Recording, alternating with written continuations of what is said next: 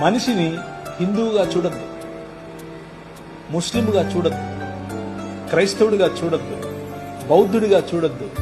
మనిషిని మనిషిగా చూడద్దు.